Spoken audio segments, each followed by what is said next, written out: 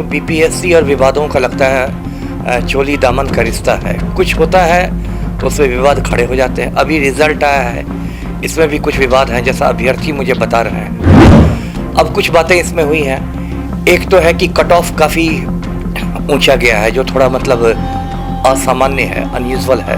इतना ज़्यादा cut off की किसी को उम्मीद नहीं थी, कि ये संभावना नहीं थी कि रिजल्ट में लगातार सीरियल नंबर से रोल नंबर जो हैं वो देखे जा रहे हैं। मान लीजिए एक रोल है, मैं उदाहरण दूँ 118, तो दूसरा 119, तीसरा 120, तीसरा 121, इस तरह से। तो जो होता है ना कि इसमें एक सेटिंग की संभावना लगती है, सेटिंग का शक पैदा होता है कि लगातार सीरियली कैसे आ रहा है। ये सबसे बड़ी समस्या क्या हो गई है बीपीएससी के साथ, कि इसकी विश्वसनीयता समाप्त हो गई है।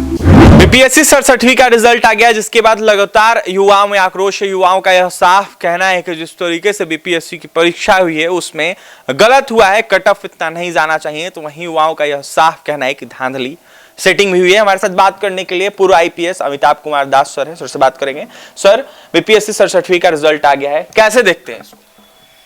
अब देखिए, मैं क्या बताऊं, ये तो बीपीएससी और विवादों का लगता है चोली दामन का रिश्ता है। कुछ होता है तो उसमें विवाद खड़े हो जाते हैं। अभी रिजल्ट आया है, इसमें भी कुछ विवाद हैं, जैसा अभ्यर्थी मुझे बता रहे हैं। अब कुछ बातें इसमें हुई हैं। एक तो है कि कट ऑफ काफ़ी ऊंचा गया है, जो थोड़ा मतलब असामान्य है, अनयूजुअल है। इतना ज़्यादा कट ऑफ की किसी को उम्मीद नहीं थी, कि ये संभावना नहीं थी।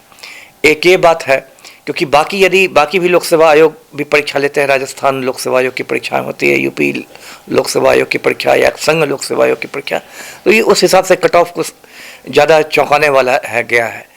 दूसरी बात जो कुछ लोगों ने बताई है, वैसे मैं उसकी मतलब पुष्टि नहीं कर रहा क्योंकि मैंने खुद उसको नहीं देखा है, लेकिन कुछ लोगों ने बताया है, इसलिए मैं दर्शकों से शेयर करना चाहता हूँ, उनके पास और सबूत होंगे, कि रिजल्ट में लगातार सीरियल नंबर से रोल नंबर जो हैं वो देखे जा रहे हैं। मान लीजिए एक रोल है, मैं उदाहरण दूँ 118, तो दूसरा 119, तीसरा 120, तीसरा 121, इस तरह से। तो जो होता है ना कि इसमें एक सेटिंग की संभावना लगती है, सेटिंग का शक पैदा होता है कि लगातार सीरियली कैसे आ रहे हैं। तीसरा जो प्रश्न हुआ है कि बहुत सारे सवाल जो आंसर की में जिनका मतलब एक जवाब था और उसी के मुताबिक अभ्यर्थी ने उसको दिया था, और अभ्यर्थी ये मान के चल रहे थे कि मैंने सही जवाब दिया है। बाद में अभ्यर्थियों को वो जवाब सही नहीं मिला, उस पर अंक नहीं मिले। किस मतलब यदि कोई अभ्यर्थी ने आंसर की से मिलाकर अपने लिए 110 अंक मान लीजिए रखे थे यूपीएससी के आंसर की से मिला के, तो बाद में पता चला कि उसको 107 मिले हैं। तो कहीं ना कहीं देखिए, सबसे बड़ी समस्या क्या हो गई है बीपीएससी के साथ, कि इसकी विश्वसनीयता समाप्त हो गई है। अभी 8 मई को जो परीक्षा हुई, यही पीटी का एग्ज़ाम जिसमें पेपर लीक हो गया और इसकी वजह से पुनर्परीक्षा हो रही है, उसमें भी किसी बड़े घड़ियाल को नहीं पकड़ा गया। अब तो लगता है कुछ कार्रवाई भी रुक गई है। अब तो आर्थिक अपराध इकाई लगता है बिल्कुल हाँ चादर तान के सो चुकी है। अब तो मतलब जो शुरू में कुछ चल रही थी कार्रवाई, वो भी नहीं हो रही है। दूसरी बात कि बीच में बीपीएससी ने फिर एक किया कि नहीं, परसेंटेज से नहीं, परसेंटाइल पर परीक्षा फल निकाला जाएगा। ये परसेंटेज और परसेंटाइल का चक्कर लाया गया, उसका फिर विरोध हुआ, उस पर प्रदर्शन हुआ, लाठीचार्ज हुआ, सब कुछ हुआ। फिर बीपीएससी को वापस लेना पड़ा। फिर एक बीपीएससी की तो तारीख निकाली गई, एक बार निकाला कि 2-2 दिन वो परीक्षा होगी, उसको लेकर हंगामा हुआ। फिर कहा गया कि नहीं, 1 दिन परीक्षा होगी। फिर वो जो 1 दिन की परीक्षा हो रही थी, वो यूपीएससी के मेन परीक्षा के साथ टकरा रही थी। मतलब मेरी समझ में नहीं आ रहा है कि इतनी बड़ी परीक्षा है, आप कह सकते हैं कि बिहार की सबसे प्रतिष्ठित परीक्षा है ये बीपीएससी की, और उसमें इतना ज़्यादा यदि हो रहा है तो एक विश्वसनीयता का संकट खड़ा हो गया है बीपीएससी के सामने। तो अब ये बातें जो हो रही हैं, बहुत लोग मुझे फ़ोन कर करके बता रहे हैं, आपके चैनल भी आया और भी चैनल वाले बात कर रहे हैं। तो इन सब बिंदुओं की तो जांच होनी चाहिए, क्योंकि यदि एक बार विश्वसनीयता खत्म हो जाएगी तो ये बीपीएससी के और पूरे बिहार के लिए बहुत चिंता की बात है। जी, युवाओं की तरफ से कहा जा रहा है कि सीबीआई जांच होनी चाहिए। जिस तरीके से हमने एग्जाम दिया था उस तरीके का रिजल्ट नहीं आया, युवाओं की तरफ से अभी कहा जा रहा है। नहीं, ठीक है, सीबीआई जांच होनी चाहिए। 1-2 बात मैं कहूँगा। एक तो सीबीआई भी कोई बहुत आज़ाद संस्था नहीं है, वो भी बहुत ज़्यादा राजनीतिक दबाव में काम करती है, और सुप्रीम कोर्ट ने पहले इसको पिंजड़े का तोता बताया हुआ है। तो सीबीआई जांच हर चीज़ का ये नहीं है। एक तो ये बात है कि ये जो भी बातें आई है, खुद बीपीएससी को संज्ञान में लेना चाहिए।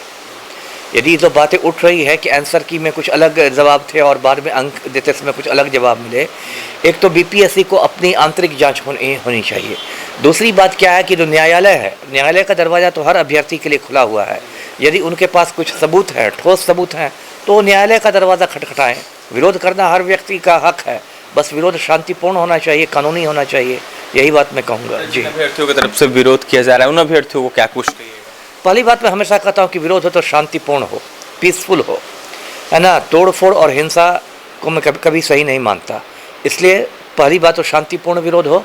दूसरी बात की जो भी बात रखें वो ठोस सबूत के साथ रखें, है ना। जबानी जमा खर्च नहीं कि धांधली हो गई, ये हो गया, वो हो गया, ठोस सबूत के साथ रखें। और उनके पास ठोस सबूत यदि हैं तो वो ठोस सबूत के साथ सीधे पटना हाई कोर्ट जा सकते हैं, है ना। मैं उनकी लड़ाई में जो इंसाफ की लड़ाई होगी हर मदद करने को तैयार हूँ। ठोस सबूत है तो वो जाकर हाई कोर्ट में अपनी बातें रख सकते हैं। तो वहीं सर का क्या कुछ कहना था आपने सुना। हमारे साथ पूर्व आईपीएस अमिताभ कुमार दास सर थे। सर का क्या कुछ कहना था आपने सुना। देखिए, जिस तरीके से बीपीएससी 67वीं में लगातार अभ्यर्थी आरोप लगा रहे, अभ्यर्थी जो आक्रोशित है उसको लेकर सर ने तमाम बातें क्लियर कर दी। वहीं सर के पास भी लगातार फोन आ रहा है, तो वहीं लगातार युवा जो है वो कह रहे हैं कि जांच इसकी होनी चाहिए। जिस तरीके से कट ऑफ पहले गया था उस तरीके से मार्क्स नहीं आए, तो वहीं अभ्यर्थियों का यह साफ कहना है कि सीट भी बढ़ा जाए। क्या कुछ कह रहे थे पूरा आईपीएस अमिताभ कुमार दास आपने सुना है। तो फिलहाल इस खबर में इतना ही, और भी तमाम खबरों के लिए NBC 24 के साथ बने रहे। पटना से सहयोगी अजय के साथ अभिषेक की रिपोर्ट।